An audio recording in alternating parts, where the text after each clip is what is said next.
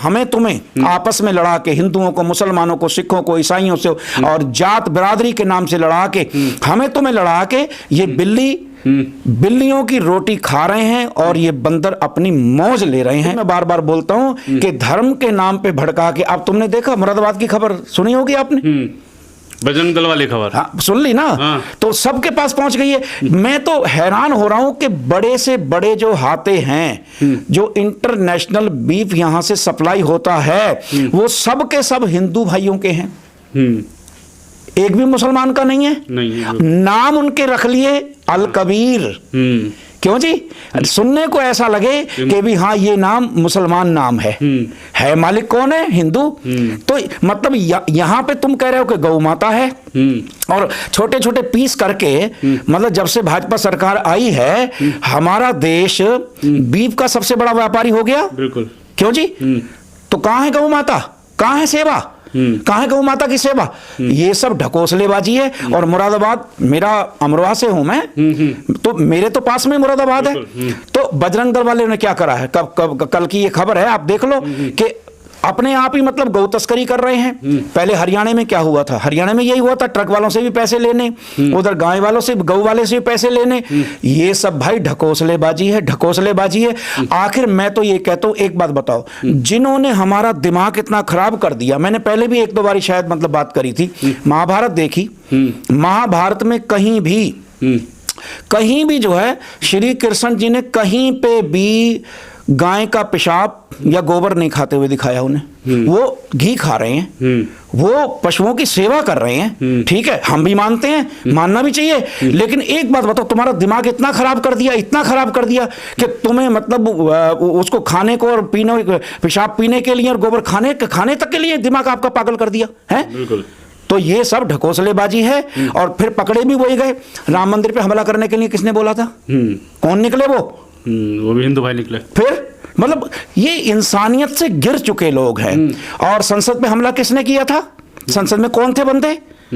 भाई, देश के साथ बहुत बड़ी गद्दारी हो रही है। मैं बार बार कहता हूं, मेरी रूह कांपती है जब मैं ये सुनता हूं, देखता हूं कि आखिर हमें तुम्हें आपस में रहना है ना। बिल्कुल भाई, तुम मेरे काम आओगे, मैं तुम्हारे काम आऊंगा।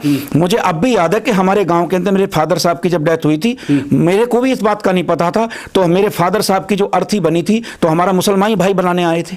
अच्छा। तो मैं देख के हैरान हुआ कि भी अर्थी मोल ले आएंगे। बोले नहीं, हमारे पिंड में, हमारे गांव में अब भी ये रिवाज है कि हमारे मरे हुए बुजुर्गों की जो भी मरता है, उसकी जो अर्थी बनाते हैं, वो मुसलमान भाई आके बनाते हैं। कैसे बांट दोगे आप हमें?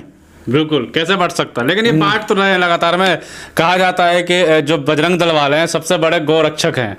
क्या गोरक्षक या भक्षक बन रहे हैं मुरादाबाद की खबर से लगकर? नहीं, रक्षक तो है ही नहीं। मैंने सबसे बड़ी उदाहरण दे दी। एक बात बताओ, रक्षक कहाँ हैं? ये भक्षक हैं, बहुत तकड़े भक्षक हैं। आप गौशाला में जाके देखो क्या हाल हो रहा है।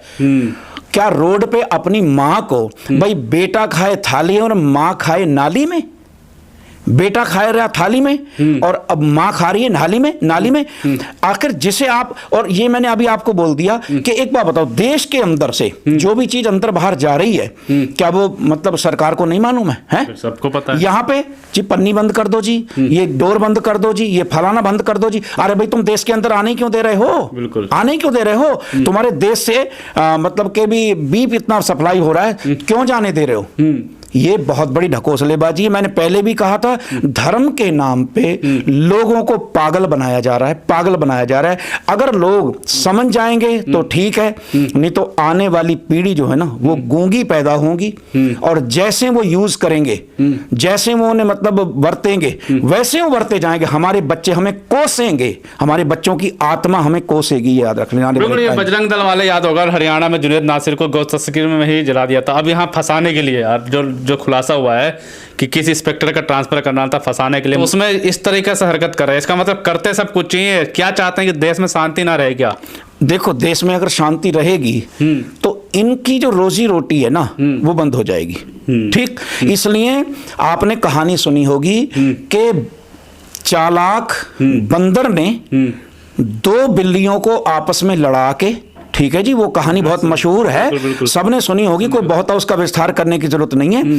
तो दो बिल्लियों को आपस में लड़ा के उनकी रोटी भी खा गया था और उनको लड़ा भी गया था, रोटी आप खा गया था। ये बंदर ही हैं जो सत्ता के दलाल हैं, बंदर ही हैं, बंदर ही हैं, जनता का हक खा रहे हैं, जनता की रोटी खा रहे हैं, जनता के टैक्स के पैसे से पल रहे हैं, जनता के टैक्स के पैसे से इनकी गाड़ियां हैं, जनता के टैक्स के पैसे से इनके बच्चे पढ़ रहे हैं, जनता के टैक्स के पैसे से ये सारा कुछ कर रहे हैं। तो ये बंदर हैं और ये बिल्लियों को हमें तुम्हें आपस में लड़ा के, हिंदुओं को, मुसलमानों को, सिखों को, ईसाइयों से और जात बिरादरी के नाम से लड़ा के, हमें तुम्हें लड़ा के ये बिल्लियों की रोटी खा रहे हैं और ये बंदर अपनी मौज ले रहे हैं और कुछ भी नहीं ले रहे।